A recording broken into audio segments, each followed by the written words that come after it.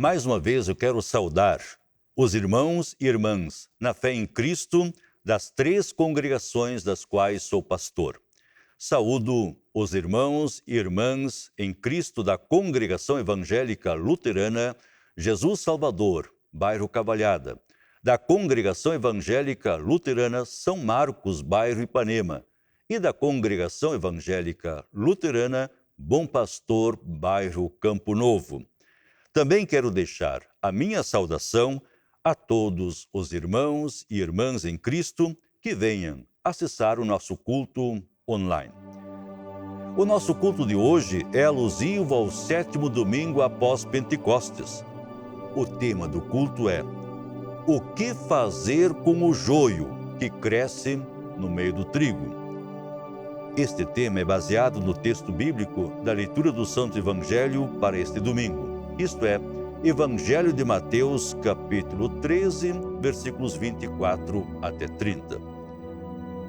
Esta é a promessa do nosso eterno e vivo Deus, registrada no livro de Jeremias, capítulo 33, versículo 3. Invoca-me, e eu te responderei. Anunciar-te-ei coisas grandes e ocultas que não sabes. Sendo assim, aproximemo-nos junto ao altar do eterno e vivo Deus e invoquemos pela sua presença aqui em nosso meio e também em nossas vidas.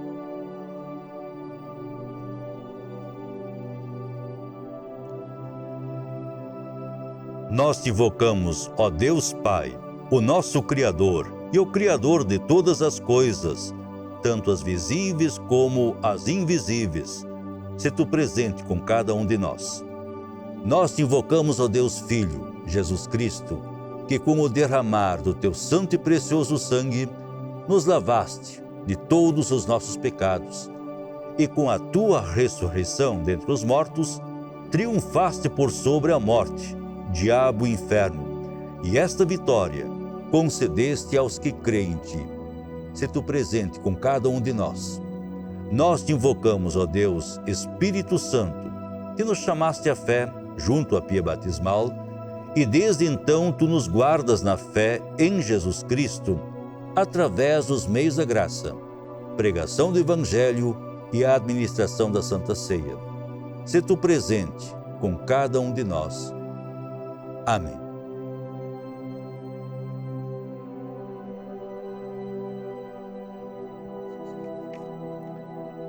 Amados no Senhor, o nosso Deus é rico em perdoar.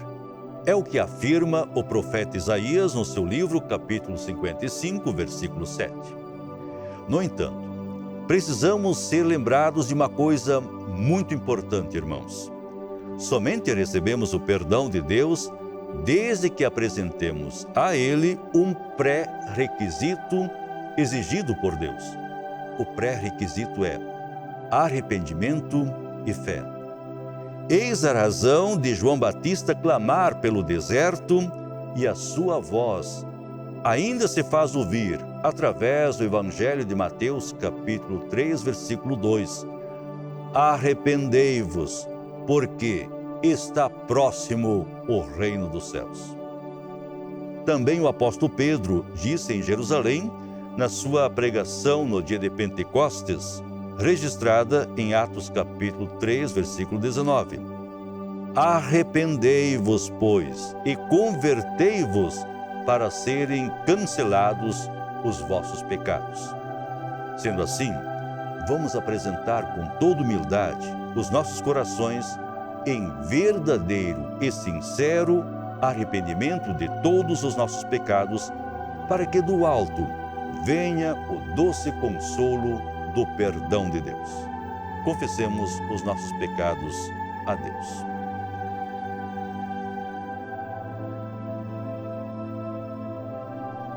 Todo-Poderoso Deus, aqui estou diante do teu altar. Reconheço diante de ti que sou um pobre e miserável pecador. Digo isto, ó meu Deus eterno, porque nem eu mesmo compreendo o meu próprio modo de agir, pois não faço o que prefiro, e sim o que detesto. Não faço o bem que prefiro, mas o mal que não quero, este eu faço. Mas, Senhor, se eu faço o que não quero para te desagradar, já não sou eu quem o faz, e sim o pecado que habita em mim. Eu bem sei que os meus pecados e as minhas maldades te provocam a tua ira, e com isto eu mereceria receber de ti, com justiça, o justo castigo nesta vida e depois por toda a eternidade. Lamento muito estas minhas culpas, ó Senhor, e por isso te apresento o meu coração e a minha consciência em verdadeiro e sincero arrependimento. Rogo, ó meu Senhor, não entre em juízo para com o teu servo, mas use de misericórdia por causa do inocente sofrimento e morte de Jesus Cristo no alto da cruz. Sim, por amor a Jesus, o teu amado Filho, tenha compaixão de mim, pobre pecador, e me perdoe. Amém.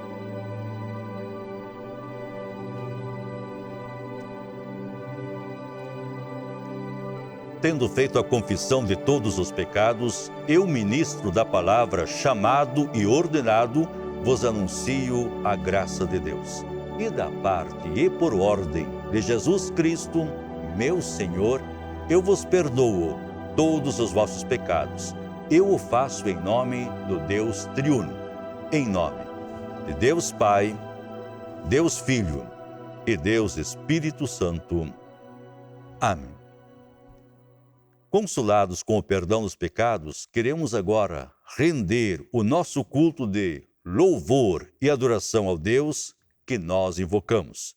Para a introdução do culto, destacamos o Salmo para este 7º domingo após Pentecostes, que é o capítulo 19, versículos 57 até 64.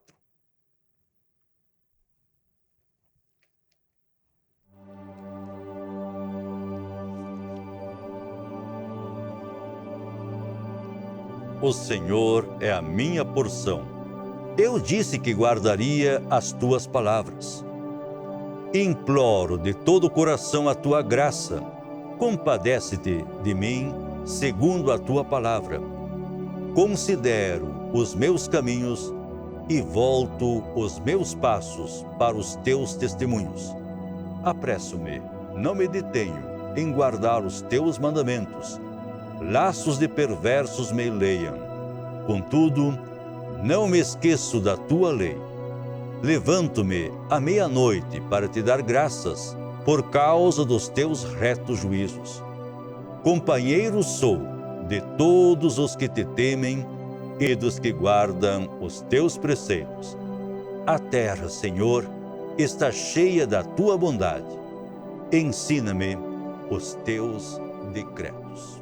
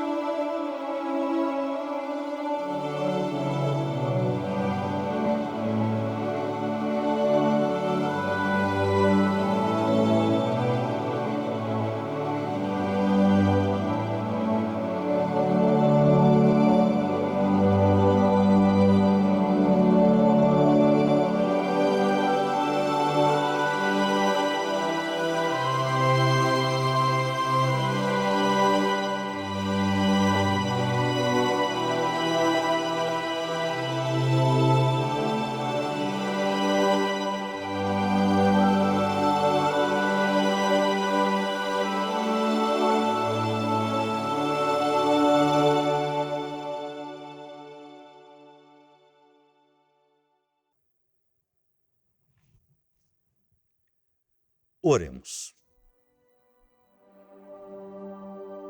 Ó Senhor Jesus, Tu nos chamaste à fé no dia do nosso batismo.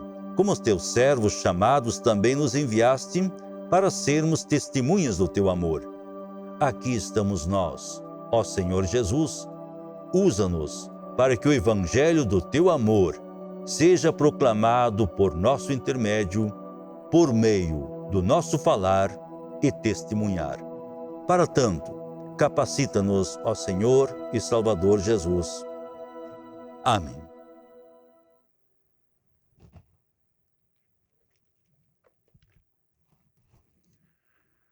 A primeira leitura bíblica alusivo para este 7º domingo após Pentecostes, nós encontramos no Antigo Testamento, livro de Isaías, capítulo 44, versículos 6 até 8. No livro de Apocalipse, capítulo 1, versículo 8, Jesus se apresenta como sendo o Alfa e o Ômega. Alfa é a primeira letra do alfabeto grego. Ômega é a última letra do alfabeto grego. Por assim dizer, Jesus se apresenta como sendo o primeiro e o último.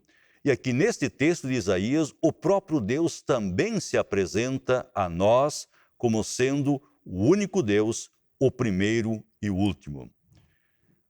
Assim diz o Senhor, Rei de Israel, seu Redentor, o Senhor dos Exércitos. Eu sou o primeiro e eu sou o último, e além de mim, não há Deus. Quem há, como eu, feito predições desde que estabeleci o mais antigo povo? Que o declare e o exponha perante mim. Que esse anuncie as coisas futuras, as coisas que hão de vir. Não vos assombreis, nem temais. Acaso, desde aquele tempo, não vô-lo fiz ouvir, não vô-lo anunciei? Vós sois as minhas testemunhas. Há outro Deus além de mim? Não, não há outra rocha que eu conheça. Esta é a primeira leitura bíblica. A seguir, também destacamos a leitura da epístola alusivo para este domingo.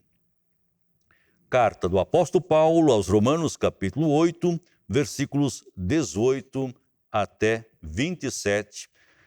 Texto em que o apóstolo Paulo fala sobre os sofrimentos do presente e as glórias do porvir. Paulo assim escreveu: Porque para mim tenho por certo que os sofrimentos do tempo presente não podem ser comparados com a glória a ser revelada em nós. A ardente expectativa da criação aguarda a revelação dos filhos de Deus. Pois a criação está sujeita à vaidade, não voluntariamente, mas por causa daquele que a sujeitou, na esperança de que a própria criação será redimida do cativeiro da corrupção para a liberdade da glória dos filhos de Deus. Porque sabemos que toda a criação, a um só tempo, geme e suporta angústias até agora. E não somente ela, mas também nós, que temos as primícias do Espírito, igualmente gememos em nosso íntimo, aguardando a adoção de filhos, a redenção do nosso corpo. Porque, na esperança, fomos salvos. Ora, esperança que se vê não é esperança, pois o que alguém vê, como o espera? Mas se esperamos o que não vemos, com paciência o aguardamos. A seguir, o apóstolo Paulo fala sobre o Espírito Santo que intercede por nós quando não estamos preparados para orar. O apóstolo assim escreveu: Também o Espírito, semelhantemente, nos assiste em nossa fraqueza, porque não sabemos orar como convém. Mas o mesmo Espírito intercede por nós sobremaneira em gemidos inexprimíveis. E aquele que sonda os corações sabe qual é a mente do Espírito, porque segundo a vontade de Deus é que ele intercede pelos santos. Eis as duas primeiras leituras bíblicas.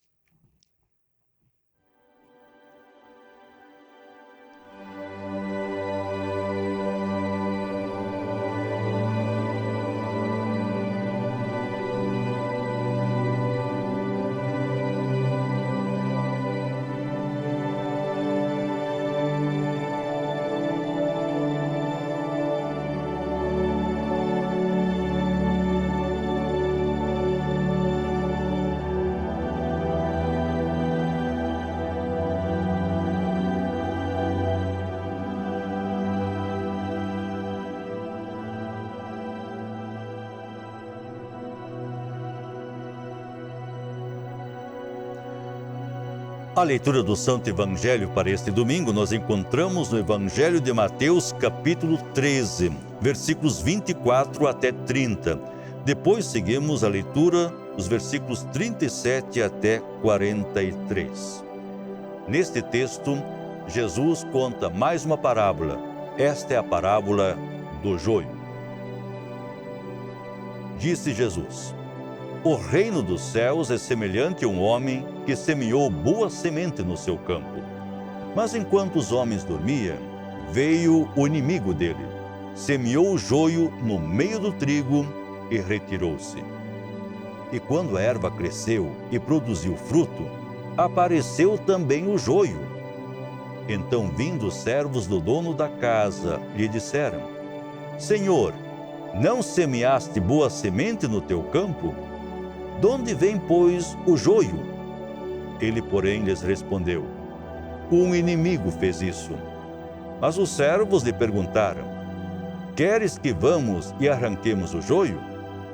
Não, replicou ele, para que, ao separar o joio, não arranqueis também com ele o trigo. Deixai-os crescer juntos até a colheita. E no tempo da colheita, direi aos ceifeiros: ajuntai primeiro o joio, atai-o em feixes para ser queimado, mas o trigo recolhei-o no meu celeiro. E agora vem a parte da explicação de Jesus desta parábola, a partir do versículo 37. O que semeia boa semente é o Filho do Homem. O campo é o mundo. A boa semente são os filhos do reino. O joio são os filhos do maligno. O inimigo que o semeou é o diabo. A ceifa é a consumação do século. E os ceifeiros são os anjos. Pois assim como o joio é colhido e lançado no fogo, assim será a consumação do século. Mandará o Filho do Homem os seus anjos, que ajuntarão do seu reino todos os escândalos e os que praticam a iniquidade, e os lançarão na fornalha acesa. Ali haverá choro e ranger de dentes. Então os justos resplandecerão como o sol no reino de seu Pai. Quem tem ouvidos para ouvir, ouça. Eis a leitura do Santo Evangelho. Mais uma vez queremos confessar a nossa fé que temos no Deus triuno. Queremos confessar a nossa fé conforme as palavras do credo apostólico. Creio em Deus Pai Todo-Poderoso, Criador do céu e da terra, e em Jesus Cristo, seu único Filho, nosso Senhor, o qual foi concebido pelo Espírito Santo, nasceu da Virgem Maria, padeceu sob Pôncio Pilatos, foi crucificado, morto e sepultado, desceu ao inferno. No terceiro dia ressuscitou dos mortos, subiu aos céus e está sentado à direita de Deus Pai Todo-Poderoso, donde há de vir e julgar os vivos e os mortos. Creio no Espírito Santo, na Santa Igreja Cristã, a comunhão dos santos, na remissão dos pecados, na ressurreição da carne e na vida eterna. Amém.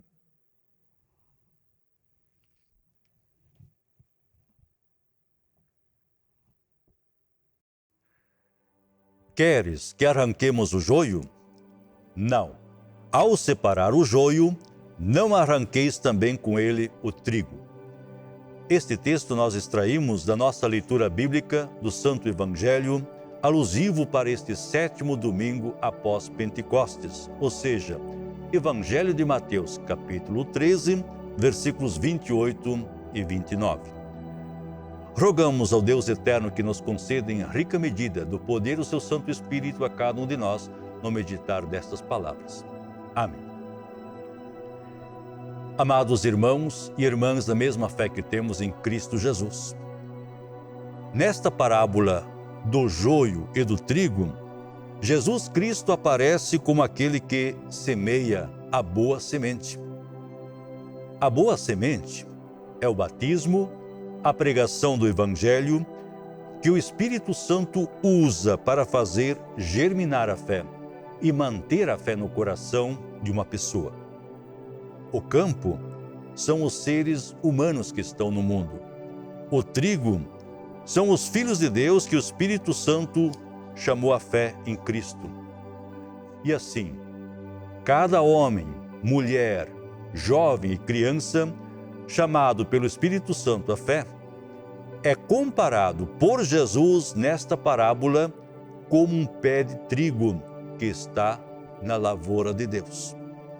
O joio são os filhos do maligno, são os filhos das trevas, que nasceram espiritualmente mortos e não renasceram espiritualmente. Como também são os hipócritas, os falsos cristãos, que estão no meio da igreja cristã. Estes são o joio que no dia da colheita, no dia da vinda de Cristo, serão ceifados e lançados como inso ao fogo do inferno.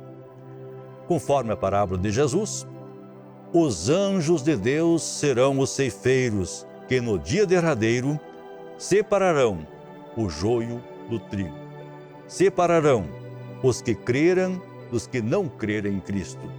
Separarão os que foram vestidos com vestiduras brancas daqueles que não foram vestidos na ressurreição dos mortos e lançarão todo o joio definitivamente ao fogo do inferno para ser queimado.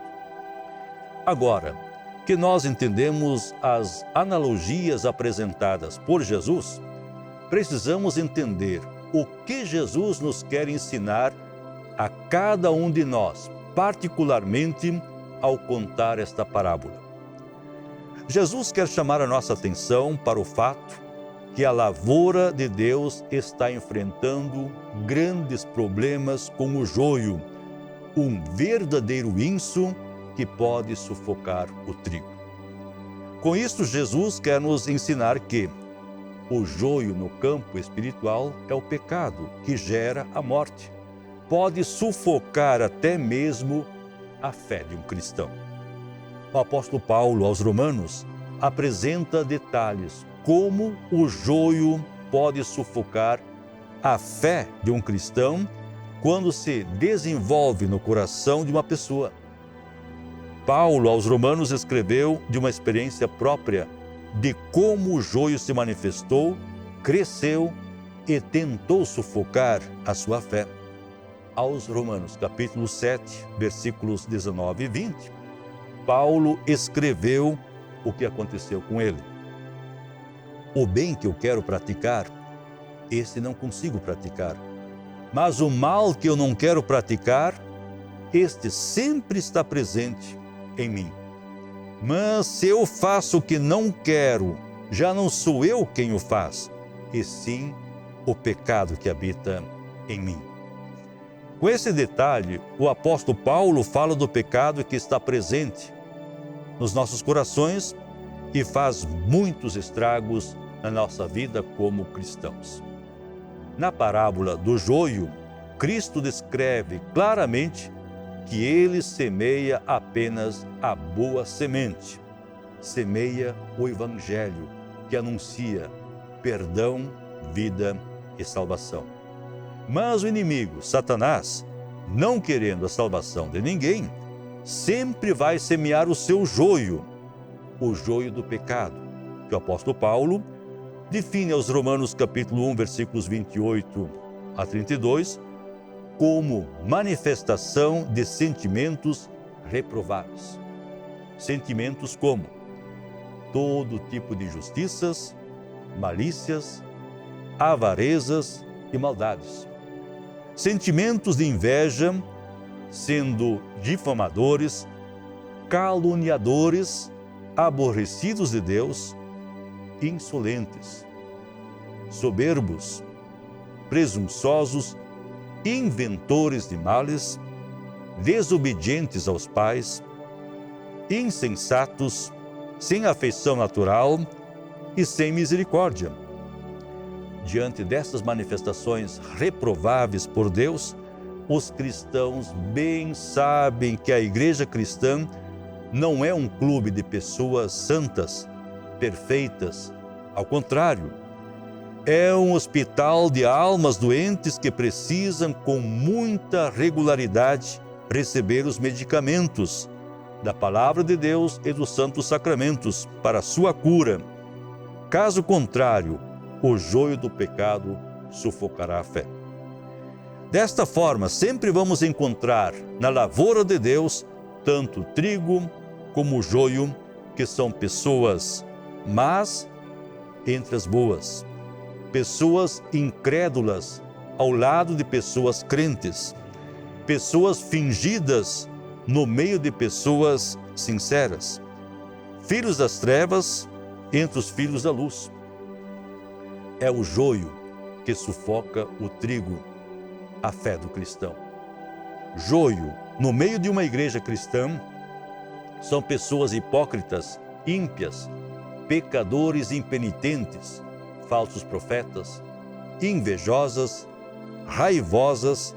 São pessoas que não têm domínio próprio, pregam e defendem as suas próprias ideias e assim por diante.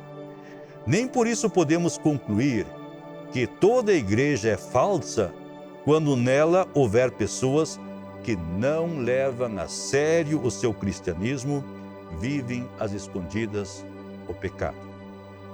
O que torna uma igreja verdadeira não é a vida que os seus membros levam, mas sim a doutrina que ela ensina. Do contrário, nem a igreja dos apóstolos seria verdadeira, pois também nela haviam muitos hipócritas, fingidos e pecadores impenitentes. O que fazer com a lavoura de trigo contaminada pelo joio? Arrancar o joio? Não. Arrancaríamos também com ele o trigo de Jesus. A separação definitiva do trigo e joio, dos crentes e descrentes, será obra do próprio semeador Cristo no dia da colheita, ou seja, na hora da morte de uma pessoa ou no dia do juízo final. Estimados irmãos em Cristo, na grande colheita, com a vinda visível de Cristo, cada um de nós será comparado ao trigo ou ao joio. Lembramos mais uma vez que o joio será separado definitivamente do trigo e lançado ao fogo do inferno, onde provarão a ira de Deus. Enquanto que os justos, o trigo, aqueles que creram na misericórdia e perdão de Deus dos seus pecados, serão levados para os céus, para o gozo eterno. Que Deus nos ajude e nos proteja com o seu Santo Espírito, para que Satanás não lance o seu joio do pecado em nossos corações e o adube com toda espécie de maldades e sejamos condenados como joio na hora da colheita. Roguemos a Deus que guarde a planta da nossa fé, que o Espírito Santo fez germinar em nossos corações junto à pia batismal e mantida pelo mesmo Espírito Santo através da pregação do Evangelho, até soar a nossa hora derradeira, para que assim a nossa alma possa ser recolhida no celeiro do céu e guardada até o dia da colheita com a ressurreição dos nossos corpos, para assim sermos vestidos com vestiduras brancas e definitivamente arrebatados ao celeiro na glória do céu. Que assim seja. Amém.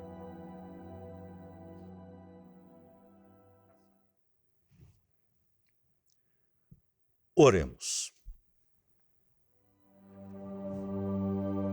Onipotente Deus, humildemente agradecemos-te por nos teres enviado teu unigênito Filho para carregar os nossos pecados e expiá-los na cruz do Gólgota. Concede-nos a graça de concentrar toda a nossa confiança em teu amor redentor. Concede-nos fortalecimento de nossa fé em ti. Concede conforto às nossas almas para podermos resistir a todos os assaltos do pecado. Protege-nos contra os ardis de Satanás. E em todas as tentações, mantém-nos em teu Santo Espírito. Ajuda-nos a peregrinar em conformidade com a tua palavra, para que, guardados e protegidos por teu poder, possamos permanecer em teus caminhos e no fim ser salvos por tua graça. Em especial, lembra-te de todos os angustiados, aflitos, cansados e doentes. Se-lhes esteio e amparo. Assiste também aos que sofrem por causa do teu nome. Fazei-os mirar sempre o glorioso reino que os espera. E quando vier nossa hora final, sustém-nos pelo teu poder e recebe-nos no teu reino eterno, mediante Jesus Cristo, teu Filho, nosso Senhor, para todo o sempre. Pai nosso, que estás nos céus, santificado seja o teu nome. Venha o teu reino. Seja feita a tua vontade, assim na terra como no céu. O pão nosso de cada dia nos dá hoje e perdoa-nos as nossas dívidas, assim como nós também perdoamos aos nossos devedores. E não nos deixes cair em tentação, mas livra-nos do mal, pois teu é o reino, o poder e a glória, para sempre. Amém.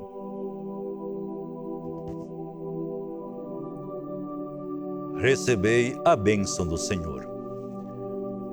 O Senhor vos abençoe e vos guarde. O Senhor faça resplandecer o seu rosto sobre vós e tenha misericórdia de vós. O Senhor sobre vós levante o seu rosto e vos dê a sua paz. Amém.